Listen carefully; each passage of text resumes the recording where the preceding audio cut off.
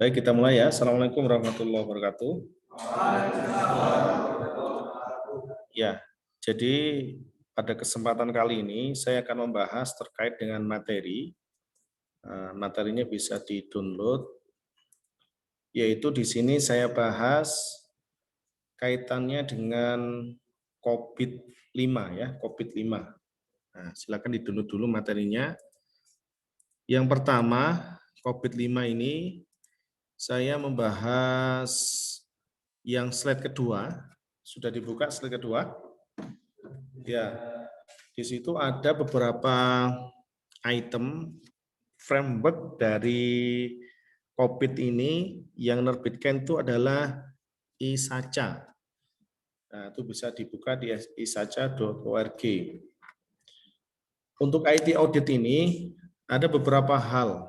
Kalau kita lihat dari perkembangannya tahun 96 itu rilis COVID-1. Kemudian COVID-2 itu tahun berapa? Ya, tahun 98 dan juga sampai dengan COVID-5 itu tahun 2012. Lalu kita lihat masing-masing framework dari COVID-1 dan seterusnya ada beberapa tahapan evolusi dari ruang lingkup yang ada itu. Kalau COVID-1 itu kalau kita lihat fokusnya pada bagian audit ya. Kenapa disebut dengan audit di situ? Karena ada proses apa? Proses audit itu apa sih sebenarnya? Pemeriksaan, pengecekan ya. Maka di COVID-1 ini skupnya, ruang lingkupnya adalah di proses audit. Kemudian untuk COVID-2 itu areanya adalah bagian kontrol ya, atau kontrol di situ adalah kaitannya dengan apa kalau kontrol itu? Apa kontrol? Pengendalian ya, pengendalian. Jadi pada COVID-2 dijelaskan kalau untuk ruang lingkupnya itu fokusnya pada kontrol. Kemudian yang ketiga adalah apa? Manajemen. Ya, manajemen ini fokusnya pada bagaimana memanage dari ruang lingkup yang akan dilakukan proses audit tadi. Kemudian untuk COVID-4 ada 4.0 atau 4.1 ya, itu tahun 2005. Di situ kalau tahun 2009 ada penambahan scope yaitu risk IT ya, risk IT. Risk IT, file IT itu tahun 2008. Kemudian kalau kita lihat dari ruang lingkupnya itu adalah areanya ke IT governance ya. Ke IT governance.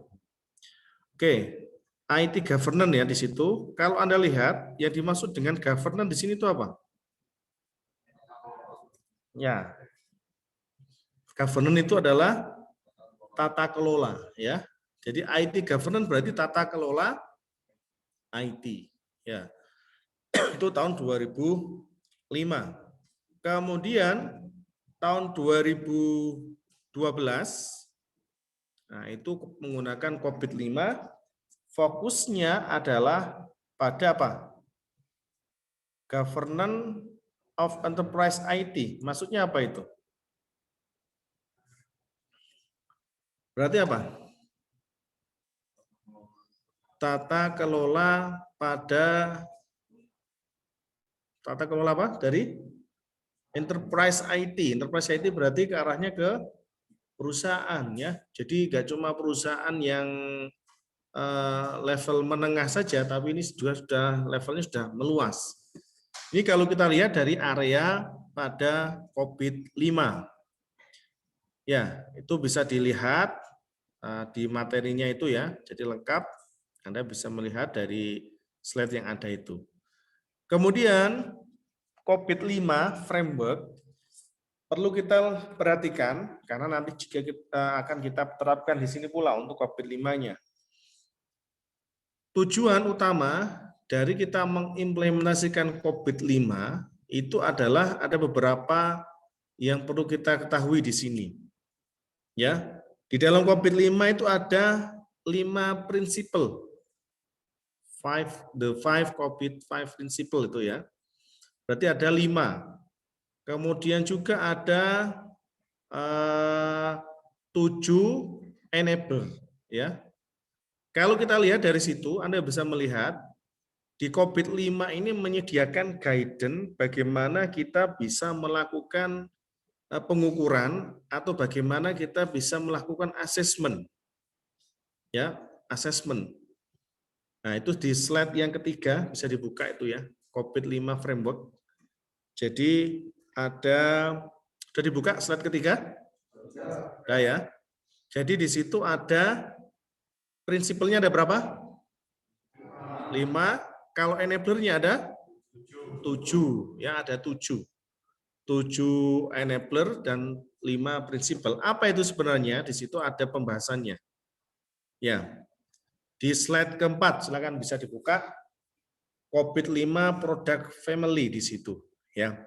Jadi COVID-5 untuk enabler guide, ada enabling process, ada enabling information, dan juga other enabler guides. Ya, ini kalau kita lihat dari produk COVID-5 itu sendiri. Kemudian untuk yang COVID-5 professional guide itu ada implementation. Nah, ini untuk proses implementasi. Kemudian untuk information security, kemudian untuk insurance atau risiko, dan juga untuk yang lainnya. Nah, ini kalau kita lihat dari produk-produk yang ada pada COVID itu sendiri. Ini masih kita bahas pendahuluannya ya. Di slide keempat itu, bahwasanya COVID ini memiliki beberapa hal yang terkait dengan kolaboratif environment tadi. Ya, kalau di slide kelima, bisa dibuka, ada 5 prinsipal ya. Ada 5 COVID-5 prinsipal di situ ya. The 5 COVID-5 prinsipal di sini ada yang pertama itu apa? Ya, yang pertama adalah meeting stakeholder need. Berarti kalau kita terjemahkan apa di situ? Ya. Apa? Stakeholder itu apa artinya? Pemangku kepentingan. Jadi di sini untuk melakukan identifikasi kebutuhan atau need itu ya, maka diperlukan adanya suatu proses meeting. Ya, meeting itu ketemu. Nah, tapi kalau zaman sekarang meeting kan tidak harus tatap muka bisa. Bisa menggunakan media apa? Ya, biasa menggunakan Zoom atau video call atau yang lainnya atau pakai telekonferensi dan sebagainya ya. Itu bisa kita lihat dari prinsip yang pertama. Kemudian yang kedua adalah apa itu? Covering the enterprise end to end. Ada yang tahu maksudnya apa itu?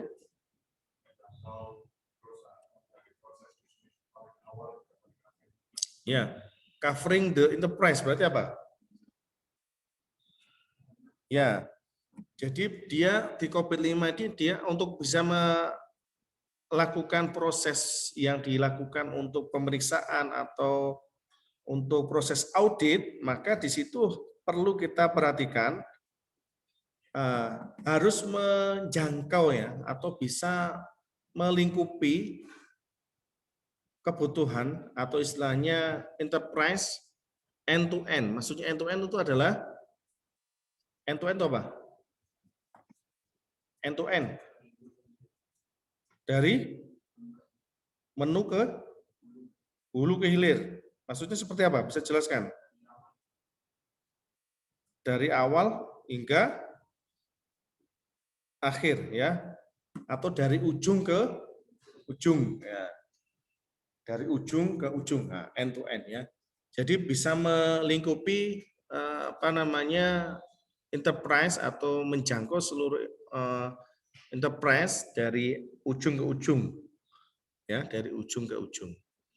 Terus yang ketiga itu adalah applying a single integrated framework. Berarti apa di situ? Menerapkan,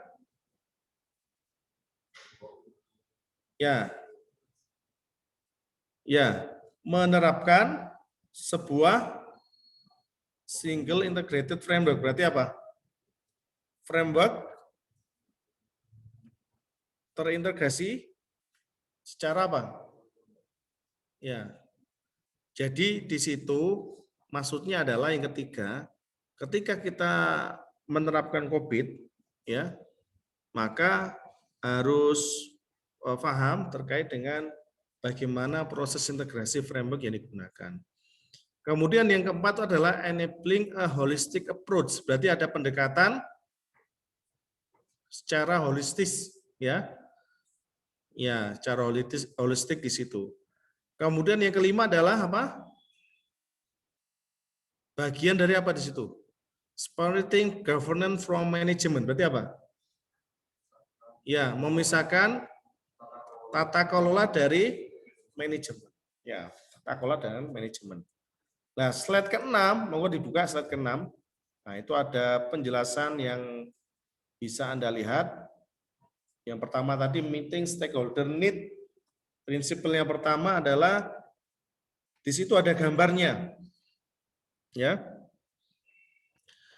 Governance objektif, tata kelola dari tujuan dari tata kelola itu sendiri adalah value creation. Maksudnya apa? Membentuk apa? Suatu nilai, ya, suatu nilai. Maka ada hal yang penting di situ. Ketika ada proses stakeholder need atau identifikasi kebutuhan, dari gambar itu, gambar dari ISACA itu, hal yang pertama itu adalah yang paling mendesak itu terkait dengan benefit realization. Apa itu yang dimaksud dengan benefit realization? Ya, benefit itu apa sih? Keuntungan. Berarti ada proses realisasi keuntungan. Kemudian yang kedua adalah risk optimization. Risk itu apa? Risiko, ya. Jadi harus ada proses optimalisasi. Ya, optimalisasi risiko. Karena setiap manajemen, setiap perusahaan, setiap enterprise pasti ada risiko yang sering dihadapi, ya. Ya, maka di sini kita bisa melakukan optimalisasi. Risk optimization tujuannya adalah apa? Risk optimization. Ya, mengoptimalkan sumber daya tujuan untuk apa? Ya, meminimalisir risiko. Yang risk optimization. Baru meminimalisir risiko itu masuk ke tahapan ketiga, ada resource optimization. Berarti ada optimalisasi sumber daya. Ya. Jadi itu yang perlu kita perhatikan terkait dengan meeting stakeholder ini. Ya, tujuannya menyamakan persepsi, ya. Ya. Slide yang ke-7 ada penjelasan lanjutan dari meeting stakeholder itu. Prinsip yang pertama itu kalau kita lihat, ya. Ya.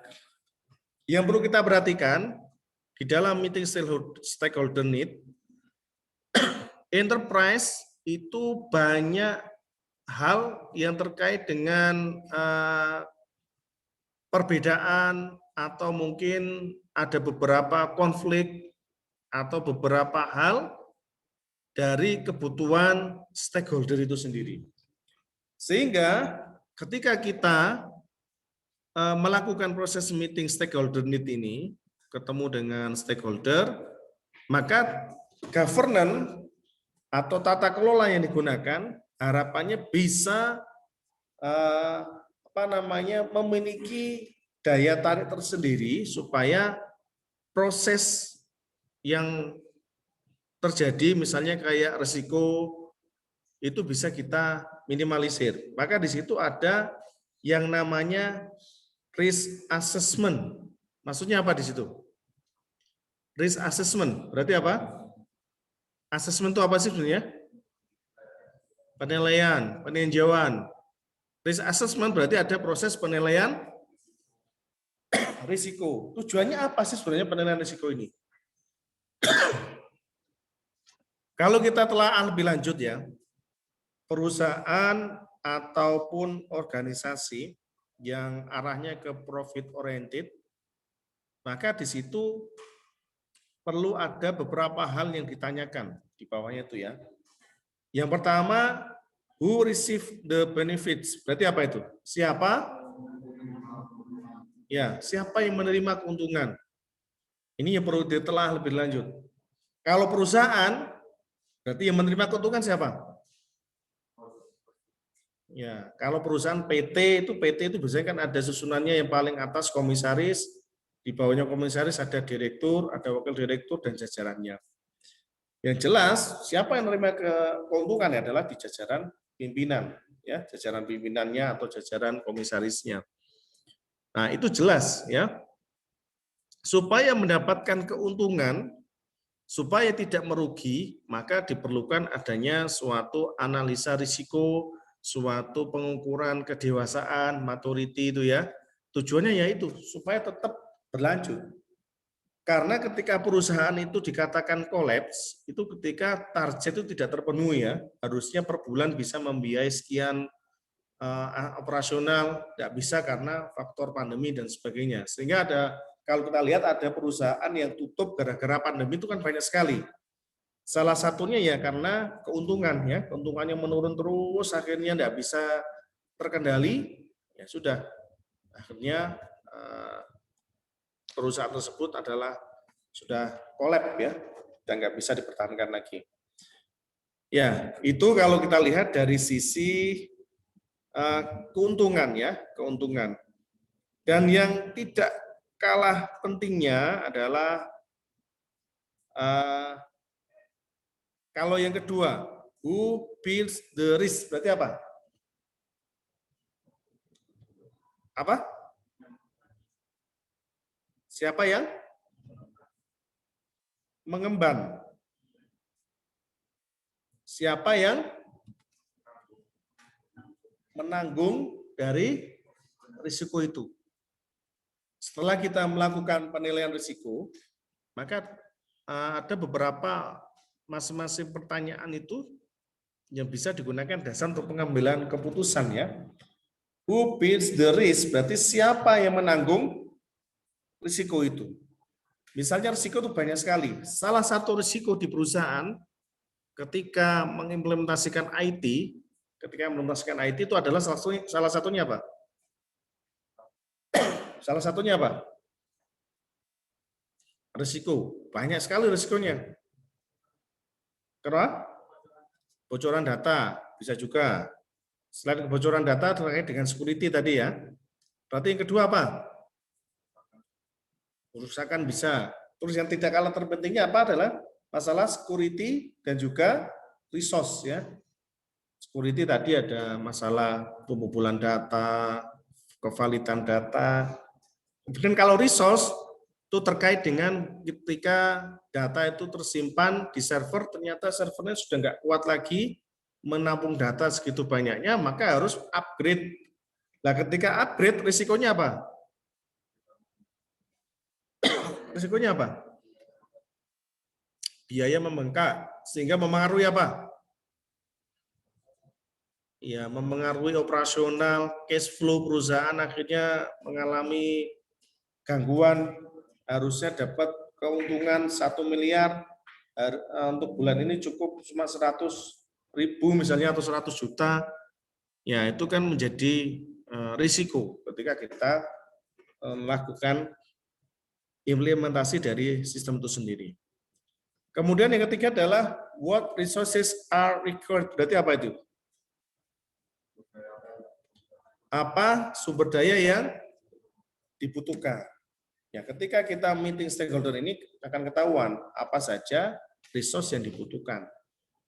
Jadi kita harus pintar-pintar mendefinisikan karena dalam mata kuliah AT Audit itu kita menggunakan framework ya. Ya, penjelasan yang kedua di slide ke-8 Anda bisa melihat meeting stakeholder needs yang terkait dengan meeting stakeholder need ya. Pertama, perlu kita perhatikan di dalam mengimplementasikan COVID, khususnya COVID-5 ini, stakeholder itu memiliki kebutuhan yang sangat mutlak, ya, sangat mutlak, yaitu bagaimana ya transformasi perusahaan dengan praktek secara umum dalam hal strategi di perusahaan. Ya, practical strategi. Strategi apa di sini? Yaitu strategi di dalam proses manajemen, strategi dalam manajemen keuangan dan sebagainya. Itu harus bisa ada proses transformasi. Ada yang tahu transformasi itu apa? Transformasi itu apa? Apa? Pengukuran. Perubahan. Perubahan gimana? Transformasi di situ adalah bagaimana yang semula itu misalnya ya, cara strategiknya, misalnya perusahaan menerapkan absensi secara online. Jadi kerja dari rumah bisa. Misalkan seperti itu ya. Kan ada proses transformasi, harusnya kerjanya di kantor, sekarang malah kerjanya di rumah. Dari situ ada strategi yang harus dianalisa betul.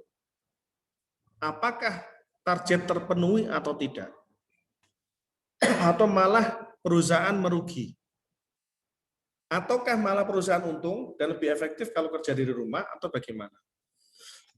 Sebagai contoh, ada beberapa perusahaan besar di luar negeri ya, yang mana karyawannya ada beberapa orang Indonesia, tapi kerjanya cukup di rumah saja.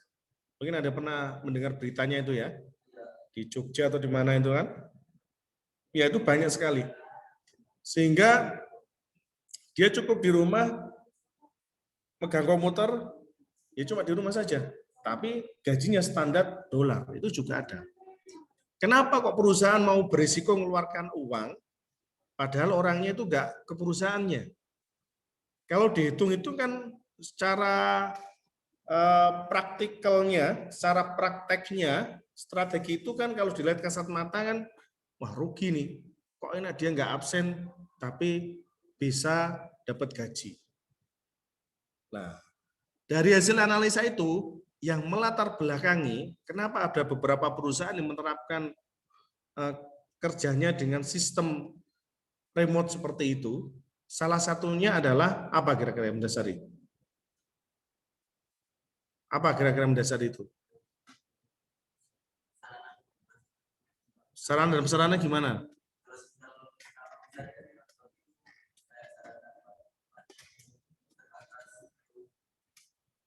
Oke, bisa dari sarana prasarana sehingga seperti ada perusahaan software house itu ya, kantornya kecil, paling untuk 5 orang aja sudah full ya. Tapi di luar karyawannya banyak sekali. Ternyata dia menggunakan manajemen yang cukup bagus. Ketika di luar, dia bisa gajian, bisa mendapat gaji, kalau target ini diselesaikan dalam waktu 1 bulan, ada kontraknya. Sehingga nilai dari kerjaan itu bukan dilihat dari ketika hadir, ketika absen di depan. Dia manajemennya itu adalah manajemen berdasarkan apa? Berdasarkan jobnya ya, tugasnya dia menyelesaikan ini dalam waktu berapa lama. Nah, di sini perlunya seorang manajer proyek harus bisa memanage betul. Jangan sampai terjadi hal-hal yang di luar itu sehingga akan merugikan perusahaan. Itu contoh praktikal yang dibutuhkan ketika menerapkan strategi ini. Ya, jadi itu. Kemudian yang lain itu juga di dalam COVID-5 ini kita diperlukan yang namanya cascade ya. Cascade itu apa? Cascade itu apa? Cascading. Berarti apa? Ya, jadi di COVID-5 itu kita perlu adanya cascade. Cascade itu apa?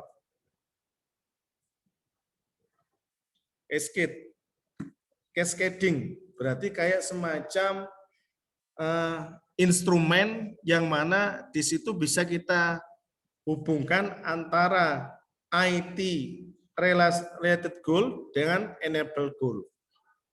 Jadi di situ kalau kita lihat masing-masing itu ada cascade-nya. Ada apa? Turunannya ya. Turunan. Ya, cascade itu ada turunannya. Misalnya yang paling awal itu adalah stakeholder driver. Nah, itu di slide ke-8 Anda bisa lihat. Maaf, slide ke berapa tadi ya? Iya, ke-8 ya. Maka di situ dari dampaknya stakeholder itu ada stakeholder need, yaitu realization benefit atau benefit realization, realisasi keuntungan, optimalisasi risiko, optimalisasi sumber daya. Kemudian dari situ akan diturunkan ke enterprise goals, ya, enterprise goal. Ya, jadi jelas di situ akan muncul beberapa turunan lagi yang mana untuk enterprise goal, tujuan perusahaan itu bisa dikaitkan dengan IT related goal. Berarti apa? Tujuan dari IT itu sendiri. Kemudian dari IT related goal diturunkan lagi menjadi enable goals. Ya, itu adalah yang perlu kita pahami ketika kita kaitkan dengan meeting stakeholder need itu sendiri. Ya, ini yang pertama tadi ya, meeting stakeholder need. Jadi memang kita secara praktisnya di dalam meeting stakeholder need ini adalah mampu mendefinisikan kira-kira tangible goal dan objektif untuk beberapa level itu seperti apa. Sehingga di situ harus ada proses filtering, nah, khususnya dalam hal bagaimana COVID-5 itu bisa diterapkan pada suatu enterprise. Sehingga di situ harus ada implementation dan juga proses improvement terhadap proyek yang dikembangkan. Nah, itu yang perlu kita perhatikan untuk meeting stakeholder. Kemudian, yang kedua apa tadi? Covering the enterprise end-to-end. Kalau ini adalah COVID-5, ya, COVID-5 tidak fokus hanya untuk IT function saja. Jadi COVID-5 itu does not focus only on the IT function. Maksudnya apa di situ adalah COVID-5 tidak hanya fokus di IT saja, tapi di situ juga terkait dengan tata kelola. Ya, tata kelola. Jangan sampai nanti fokusnya cuma IT saja, bukan. Tapi ada tata kelola yang mulai dari ujung ke ujung itu bisa di cross check ulang. Kemudian yang ketiga adalah applying a single integrated framework. Maksudnya apa di situ? Mengimplementasikan suatu framework. Contohnya di halaman di slide ke-12 Anda buka. Untuk enterprise itu contoh frameworknya pakai apa? COSO ERM, ISO 9000, ISO 31000. Itu contoh framework yang digunakan untuk enterprise. IT related berarti menggunakan ISO, ITIL, ISO 27000, TOGAF, PMBOK, dan sebagainya, atau CMMI. Ini adalah hal terpenting ketika kita menerapkan framework tersebut. Kemudian yang keempat adalah enabling a holistic approach. Berarti di situ harus ada pengkategorian dari framework yang dikategorikan di COVID-5 itu sendiri. Sehingga untuk prinsipal ini sendiri meliputi ada proses, struktur organisasi, kultur atau etik ya, atau behavior, termasuk informasi yang dikelola tadi, ini merupakan bagian terpenting ya. Ini kalau kita kaitkan dengan enabling holistic approach tadi yang keempat. Kemudian yang terakhir ini, separating governance from management. Berarti apa? Membedakan apa tadi? Membedakan tata kelola untuk proses manajemen ya. Jadi kita harus bisa membedakan governance dan manajemen. Kalau governance ini jelas itu enterprise responsibility-nya. Kalau manajemen ini berkaitan dengan proses responsibility. Apa responsibility? Tanggung jawab untuk di level eksekutif. Biasanya di level CEO. CEO itu apa? Chief Executive Organization. Ya, jadi itu yang perlu kita perhatikan dan yang lainnya nanti kita bahas untuk lebih fokus lagi ke pembahasan COVID lanjutan. Jadi mungkin untuk hari ini cukup sekian dulu perkuliahan kita di pendahuluan COVID. Nanti silakan cek di e-learning. Nanti ada beberapa pembahasan yang ada di upload di e-learning. Terima kasih. Sebelum kita akhiri nanti absen dulu ya, sebentar ya. Saya akhiri. Assalamualaikum warahmatullahi wabarakatuh.